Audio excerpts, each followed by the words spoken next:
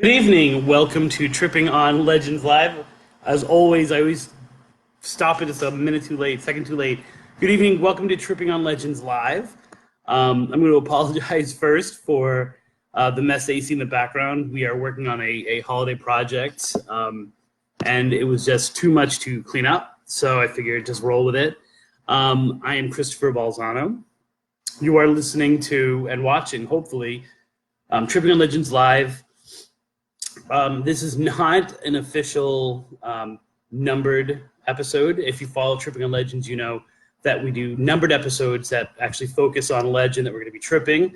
And we do these other episodes, which are just live episodes that I do to connect to people, to get things out there, certain things out there. And one of the things that I was doing, or we were doing, I should say, was we were doing issues that were based on episodes that were based on issues.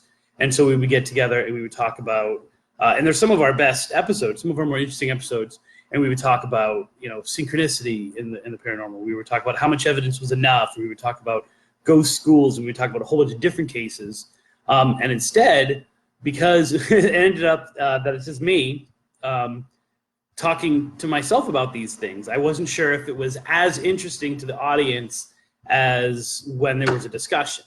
And as always, I invite you to call in if you want to talk about whatever we're talking about tonight at 813-418-6822. And of course, you can call that number at any time if there's a legend you want to share, specifically something about an episode that you're watching or that you've watched or that you've listened to or a legend that you know of. And one of the things, we talk about here on Tripping on Legends, follow the signs. And so there was a very strong follow the signs moment. If you listen to episode 61, when I was talking about Jeepers Creepers, and I was talking about its connection to a real case out in Michigan where a couple had basically inspired the beginning of, or the opening of Jeepers Creepers, and Unsolved Mysteries have been used to find the killers, or the killer. And as I was doing the research for that, I came across the research for this. It kind of just like one of those things where, follow the signs, one moment kind of bled into the other, and it was like, all right, well, there's something in the universe that, the world gets involved and life gets involved, and I wasn't able to do the episode when I wanted to do it. And I thought maybe it would be interesting to make these live shows rather than issue episodes or even themed episodes, to make them about famous cases. And the famous case that we talk about will be the way that we can enter into a discussion about some of the themes and some of the issues that kind of deal with it. By the way, as I'm doing this, I can see that Ella is in the hallway. So there is not a ghost in the hallway. Ella, who is dying to do this episode and get in any way she can, is back there dancing. So if you're watching this, that is not a ghost behind me, but is Ella trying to get on camera any way she possibly can. But this is not a Tripping on Legends with kids episode. So she's going to go to bed right now. Yes, she is. Okay, you can read all you'd like because we highly encourage reading, both as a teacher and as Tripping on Legends. So I thought I would do one of the most famous cases, and I know we've talked about it a little bit before on Tripping on Legends, especially in the early episodes. I think we mentioned this, but I thought I would bring it up because we didn't go too much into it, and in researching the legend as I was told, it became something bigger, or it became interesting the way that I was told the legend. So we're going to get into tonight the case, the famous case of the haunted woman of Highway 50, which is a really well-covered case. And when I say things like that, I always assume that everyone knows the cases that I know, right?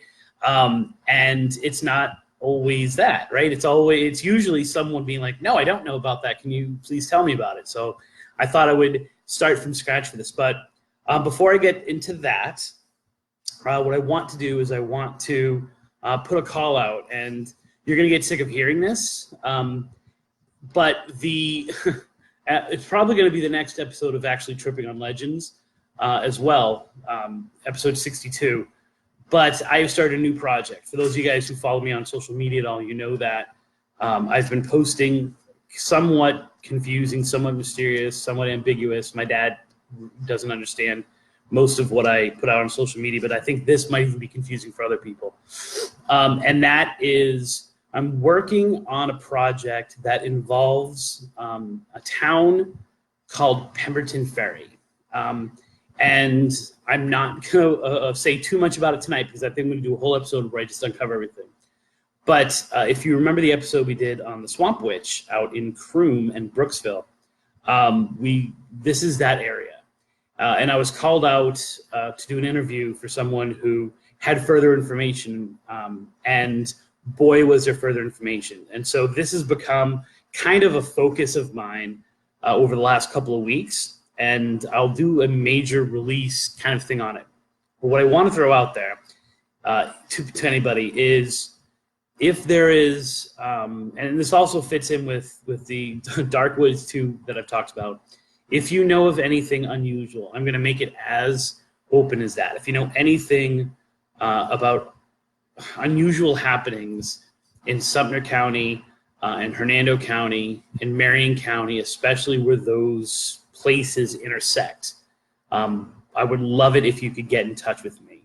That's all I'm going to say for now about it, but especially from the Brooksville, Croom area, from the area known as St. Catherine currently. If any of those, if you know of any stories in that area, and hopefully this week I can do a full release.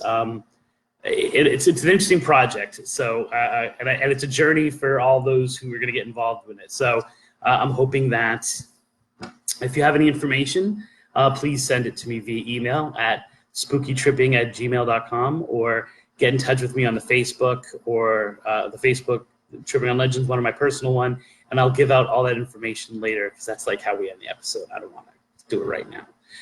But if that is something you know about, please let me know. And by unusual or unexplained, I mean anything, because this is a really wide scope project, and so involves different things. But enough of that. Let's talk about Highway 50, and let's talk about my journey into Highway 50. So if you are a listener to the show or a viewer, you know that when we do Facebook Lives, I never play the theme song. It's kind of like the scroll in Star Wars, right? Only the numbered episodes get the theme song, but I played the theme song tonight. I'm not sure how many of you heard it. I can play a little bit of it again just because I love it. And I'll have it in the background as like while I'm talking, right? Got to read. Nope. Take it back. Stop. So for those of you who don't know about the theme song, I'm going to tell you a little bit about it.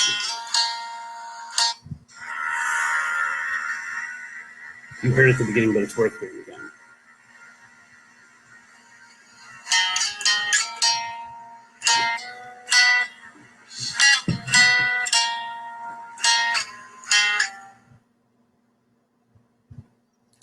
Okay, I've got a call coming in, so I don't know who this is, but I'm going to go for this here. Hello? Numpo. Hello? To accept, press 1. To send a voicemail, press 2. Hello? Hello, is this Spooky Unusual Show? I was just watching you on Facebook Live. My name is Numpo Iglad. Okay. What can I do for you tonight? So I heard you were doing these unusual spooky stories on your sightings, and I'm originally from India, which is the land of the homosexuality and weirdness. Okay. So I have a real cool, unusual story for you. If you're interested. Well, you know what? Tonight we're kind of focused on a very specific one, but if you want to get in contact with me, like on Facebook, I would love to hear it. So I was riding down to India, and then, my flight over to America, it was about 14 hours. So in that time, we fly over lots of countries. I keeping this real short for you, so I don't take too much of your time. Okay. When we're flying, I look over and I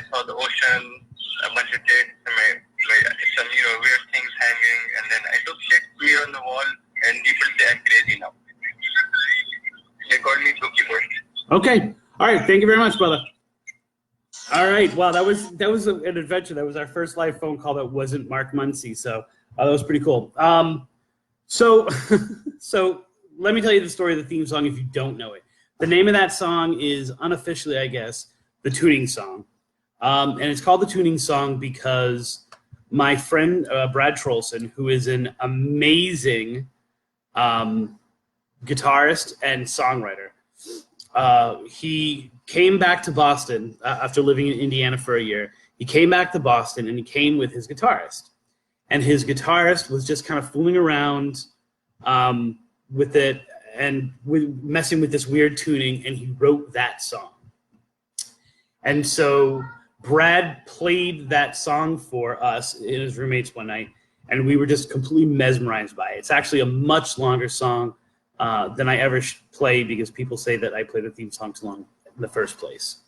And a few months later, I was in my roommate's room, and Brad came in, and Brad was playing the tuning song again. And while Brad was playing the tuning song again, I was listening to or reading the Big Book of Urban Legends. So if you know me at all, you know that like this is my Bible, and this is really the origin story of Tripping on Legends, this book. And so I was flipping through, and this is kind of like the theme of it, or how it looks. And so as I was doing that and as I was going through it, if you've read a comic book before, you know that it has this, there's a pacing to it. You go from panel to panel, and that way that song goes. And so I was going from story to story, panel to panel, and it was really impacting me emotionally. And I got the first initial strings of what would, I'm embarrassed to say, 25 years later, become Tripping on Legends. And so when I decided to do the show, I was like, that's got to be our theme song. It's like, if Brad will let us use it, that has definitely got to be our theme song. And so he recorded a version of it, which is really cool. None of you have ever heard the full version that he recorded, but it's really cool. And I was like, that's our song. But the other part that connected to it was that Brad told me this urban legend having to do with it. And here's kind of the urban legend as he told it to me. That there was this stretch of road in California. And on this stretch of road one night, a woman was driving and she saw a naked woman in the road. This is the way that he told it to me. And she was standing up and she was pointing to the woods. So this being long before cell phones, he didn't know the exact day, of course, right? He rushed, they rushed to the nearest payphone. They called, and all these cops came out, and they searched the woods, and they couldn't find her. And so the next night, a different couple was driving on the same stretch of road, and again, they saw a woman naked in the road pointing towards the woods. And they got to their nearest payphone. They called the police. Police were like, what's up with this? We got up to the same exact report last night. They went down even in fuller force. They searched it even harder. They couldn't find anything. And then the third night, they got the call again. Again, naked woman standing in the road, pointing towards the woods. They call. Police choppers come in this time. Like all the resources are brought in, and they finally find a car. And it's one of those roads in California where there's like a steep drop off, and at the bottom of this was a car. And in the car was a woman who was dead, and her young son, who had been living for 3 days after the accident. They were able to save the kid, and the people who called in the phone calls identified the woman in the news reports as the woman they had seen naked, pointing to where her car had been wrecked, and ultimately saving her son. And I was completely blown away by that story. It has a lot of elements of traditional folklore or folklore themes to it. It has the crisis apparition. It has the idea of a mother saving her child. It would have been a perfect story to include in to include in Haunted Love, right? But it was in California, not in Florida. It also has this idea that ghosts have a job to do. And once the ghost does that job, they're able to move on peacefully. And when that job is intertwined with love, it's even more powerful, and there's even a deeper sense of urgency to it. And some people have heard that song, that story before. Some people have heard that legend before, and they've heard it in their town. They've heard it a lot about California. And the weird thing is that I've read 4 or 5 different versions of this on not ghost books, but angel books. And this idea that sometimes it's not the mother, but it is a guardian angel who is doing the same thing, standing in the road. Although usually in the angel book, she's fully clothed because, angels don't get naked. But the actuality is that this is a real story, or this is a story that has been at least widely reported. And the facts of the case are not exactly the way that Brad told them to me that night, and they're definitely not how I heard them in different tellings of it. And so it's this really great example of an urban legend that may be a true haunted story. We'll get into whether it's a true haunted story or not, and the path it took, and ultimately why we need this story. This is the kind of ghost story that we need. There are ghost stories that freak you out and make you not able to sleep. There are ghost stories that give you a moment of pause of like, are we alone in this world? Like, what is going on here? Inspirational ones. They're ones that creep you out but don't scare you. Like, they're eerie because they're said to be true. And this one actually did happen, or parts of it did happen, in June of 1994. So the interesting thing is that this would have been pre, just checking something really quickly. Okay. So I didn't even think about this part, but so this is 1994. This would have been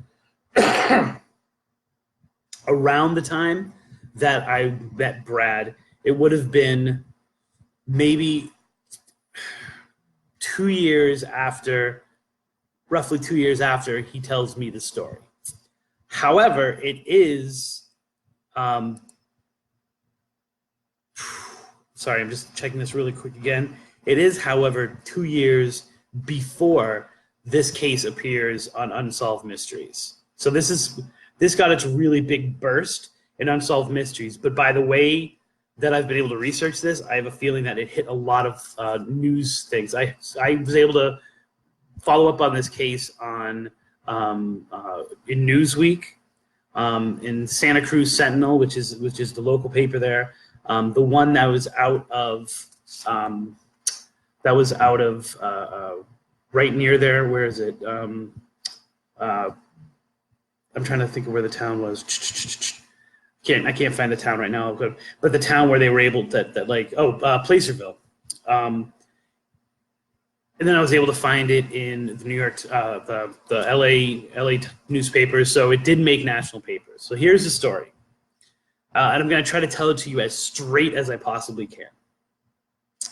And then I'll go and kind of add some of my commentary on it. So in June of 1994, Christine Skubish gets a new job. And the new job is in a completely different town. It's like a 2-day drive away. and essentially she is driving from Garden Valley to Carson City, California. And for some reason, she decides to leave at 2 in the morning. So she packs her car. She packs everything that she owns into this car. She packs her young son into the car. And they take off for Carson City. They're driving along the Sierra Nevada mountain range in California. And they disappear. So maybe 2 days later, the person who she was supposed to be staying with in Carson City calls the dad, and he's like, she's not here. Like, that's not like her. She should have been here by now. Have you heard from her? Keep in mind, this is the days before cell phones. Have you heard from her? He's like, no, I haven't. So he kind of starts his own little exploration for it, and kind of like, asking everyone she knows and making phone calls and putting up signs. And he calls the police, and the police say, like, well, we can't do anything about it. It's a missing person. People go missing every day. And it fell onto the desk of Rich Stracer. And Rich Stracer was he was a local officer who kind of decided to take it upon himself to follow up on some things. And so he looked at all the gas stations. He figured out, like, where they would have been at a certain time from the last contact. And he finds that she made an appearance with her son in Placerville, which is about halfway between the Placerville Shell Station. The guy totally remembered her, and he's like, yeah, she was really tired. So he started getting in his head, well, she probably had an accident. And so he calls for a search of that entire stretch of road, but they don't find anything. 5 days later, or so 5 days after the initial leaving, a woman by the name of Deborah Hoyt is driving down the stretch of the road. I'm going to say, okay, so if you know this story, you might have heard some other things in Paranormal Witness, but I'm going to tell you the story straight. Her and her husband are driving late down the side of the road, and they see a woman, or she sees a woman naked in the road. Her face is towards the road. She's lying on one side with her arm kind of underneath her. And she described her as being really white and even maybe having like an odd glow to her. Even in the darkness with no street lights, she's able to identify this woman or see this woman. And it's by an area known as the Bullion Bend, which was kind of notorious for having accidents. And so she thought something could be wrong. But she also didn't know what it was, because it was weird to have a woman in the road. She's not moving. But she thinks, especially at that time of night, maybe someone's trying to ambush them. Something's going on. So rather than stop, her and her husband drive to the nearest payphone, and they call the police. And one of the people that's called on to the scene is this Rich Stracer, who finds a black tennis shoe in the road, and is like, something weird happened here. He doesn't see any skid marks or anything like that, but he finds this shoe, which is like, okay, well, she did have a small child with her, but it's too dark to do any kind of exploring. He goes back the next day, and he finds her Hyundai way far down into the ravine. So this car has come off the road at this place, Bullion Bend. It has gone down the whole stretch of the road, and the car is smashed.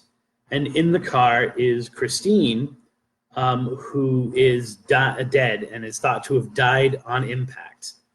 And her son, Nick Skubish, who is thought to be dead when they initially examine him.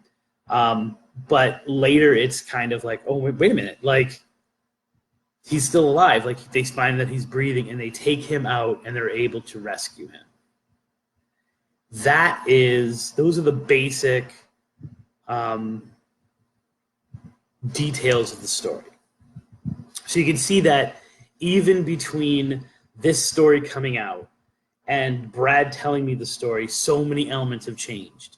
And it's one of those things where I wish there was more of an interaction with the audience to be like, okay, what is the difference between these two pictures? Picture A, picture B, the legend and the story that happened. So first we need to acknowledge that it's a completely amazing story if any element of it is true, right? If it is a ghostly sighting and we have this hitchhiker legend, right, or roadside legend, I should say, and this woman was actually seen in the road and seeing her led to the discovery of her son, that's a pretty amazing ghost story. And the fact that that it's documented all the way through, right? I mean, the very first initial ones, Deborah Hoyt has never strayed from what she said she saw on the road. The newspapers were immediately on it, and they were immediately on the paranormal angle of it. It wasn't even like, here's this story, and then years later they go on to Unsolved Mysteries, and they start talking about ghosts. Like, immediately she said, this is what happened. That's the connection. Stracer, who is a cop, is totally like, this is what really happened. You know, he's skeptical, but he's like, I do believe that is something unexplained. But you can see that even in the year that took for this story to get to me, we had all these different changes. She's no longer lying in the road. Although I think in one of the 3 days she is lying on the road. I think there was a sense of urgency, like she was lying on the road the first day, and by the end of the bit, she's like pointing her. But there's 3 visitations. There's a whole thing that comes on. There's 3 different people who do it, who respond to it, as opposed to the one. There have been, so this originally aired in 1997 on Unsolved Mysteries, and then later it appeared on Paranormal Witness. And if you know the difference between those 2 shows, they really are the difference between night and day, right?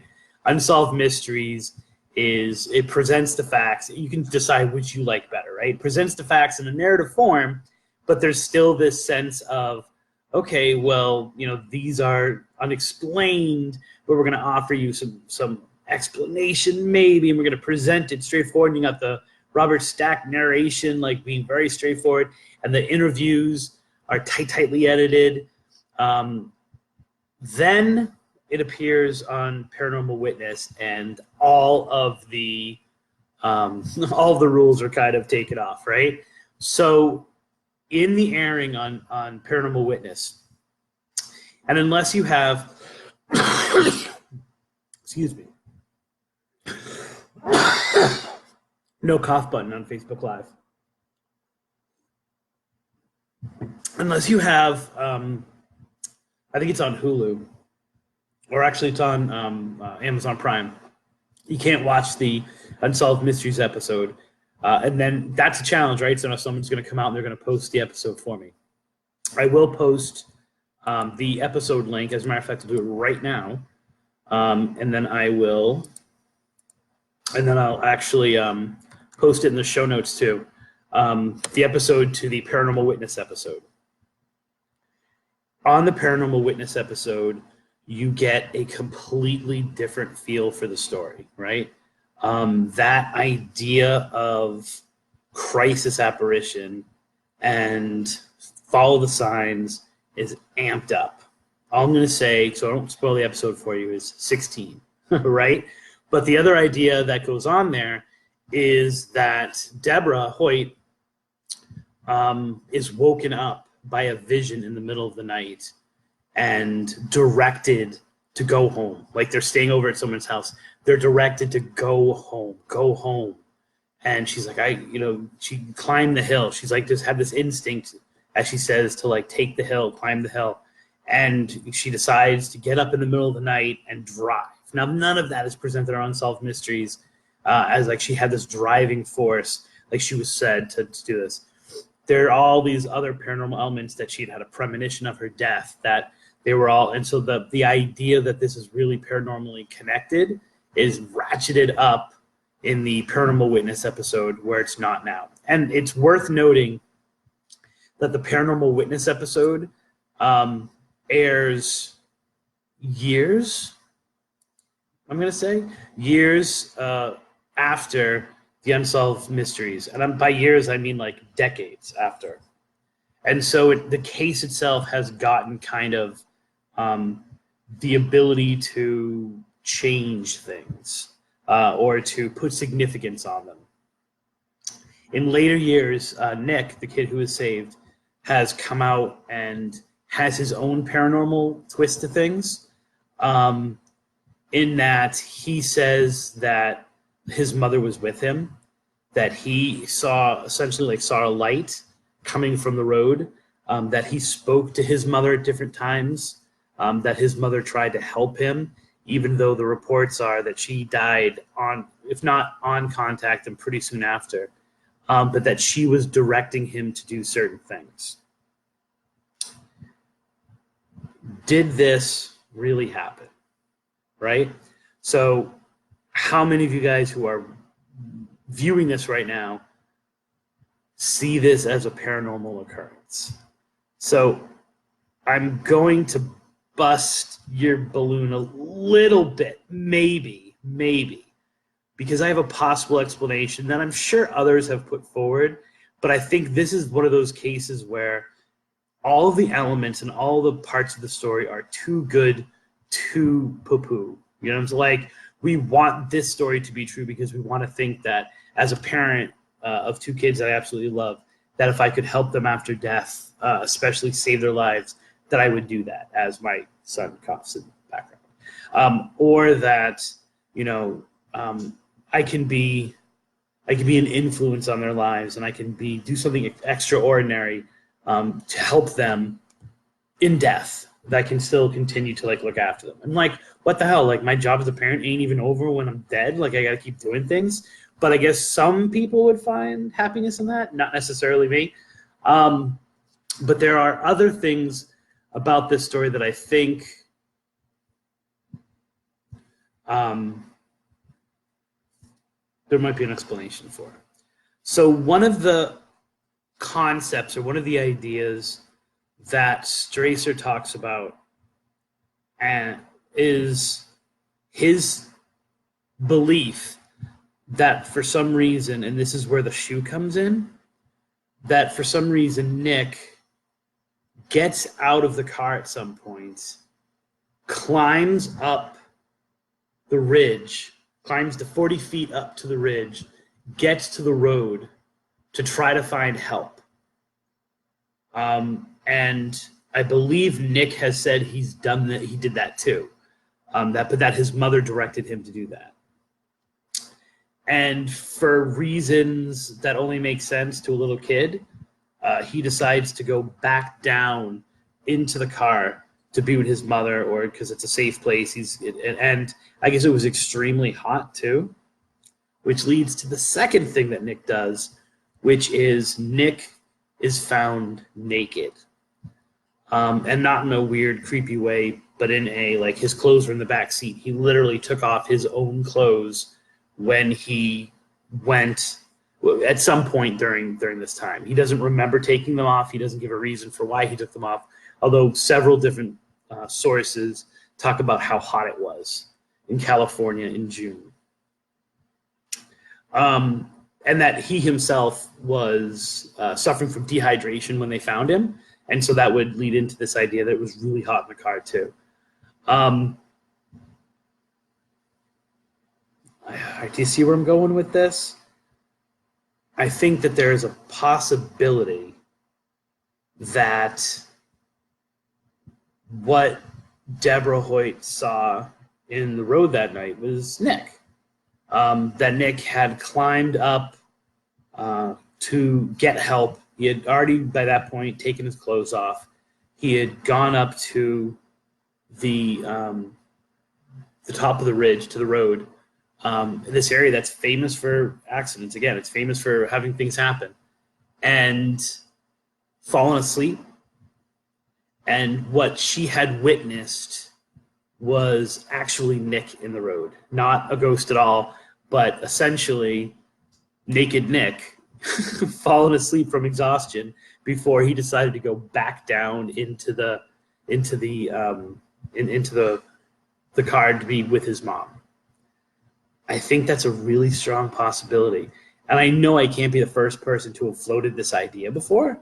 But the odd thing is I've never seen, and I did research when I initially was going to do the show. I did research this weekend as well, and I was not able to find references where anyone else brought up the possibility. And I think it is because the idea of the haunting is so seductive, we don't want to come up with a logical explanation for it, right? And we don't need to. It's a legend, right? It's gotten to the point where it has legendary status, so we can live in that world where it's like, we need this to be true. It's going to be true. And as you can see, by the time it gets on Unsolved Mysteries, it's changed. By the time it gets to me, it's changed. Unsolved Mysteries, it's changed. And then, Paranormal Witness, it's changed even more. And so, there is this need to have it. Is that why we haven't come up with a logical explanation for this or really even explored it? That might be the case because that seems really, and I'm like, it doesn't matter to me whether it's true or not. But the first thing I thought of was like, it's Naked Nick on the road asleep, right? Because, if you think about if the ghost was there, right? And it was one of those situations where that ghost had a one-time chance to do it. And you see this in legend, you see it in what's supposed to be true hauntings, you see it in all those things. In that moment, that ghost is blatantly obvious, right? So let's ignore the fact that Deborah has in later years said that she heard voices to go tell her to go to the mountain to climb. And I don't discredit that. I think that those kind of ghosts traditionally are standing up. They make themselves known. People even drive through them. We've heard this story before. We've heard this story changed. And the reason why urban legends change is that you tell the story. We've talked about this 100 times. You say something. You say, well, she's on the side of the road. And the person says, well, why is she asleep on the side of the road? Why isn't she? Oh, no. She was naked, but she was standing up. Oh, okay, so that makes more sense. Or she was sitting on the side of the road and she was looking at the drive. In other words, we change the legend because we run up against opposition to it, right? We run up against people who find the flaws. They find the holes in what we're talking about. And in doing that, we wiggle the story a little bit. And it doesn't change the meaning of it, right? So to say that she's on the side of she's standing and pointing, like Brad had told me, doesn't make what happened less true, right? It's not a lie. It's the emotion of the experience. It remains the same, which is all that you're trying to communicate to them, right? You're not trying to communicate whether it's real or not real, but the theme behind it, the idea behind it, the heart behind it. And so that's allowed to change a little bit. But I think in doing that, people have really ignored the idea that there was a kid we know is naked. There was a kid that the police have said climbed to the top of the ridge. Doesn't it make more sense that it would be him that she saw? And he's little. She was smallish, but a grown woman, but he was a little kid. I've got to talk amongst yourselves for one quick second. He was 3. He was 3. So maybe you can't mistake a 3-year-old for a grown woman, but if you're driving in the middle of the night, we have all kinds of misidentifications. So maybe this 3-year-old naked can be mistaken for a woman, or you're driving fast, depending on how fast you're going. You see something quick out of the corner of your eye. By the time you get there, to the phone, it's changed a little bit. It just seems like it could possibly be something. But it stands as a unique example of an urban legend that has existed for years before. It's existed for decades after. And yet, in this one moment in time, all of those paranormal elements kind of come together, and we have something that has reports. We have something that's not like the redheaded hitchhiker, right? Where we've got all these supposed reports, and then people have put urban legends onto it. Now people say they see it all the time, kind of. This is in a circumstance which was as much as it could have been in 1997, was viral at the time that it happened, right?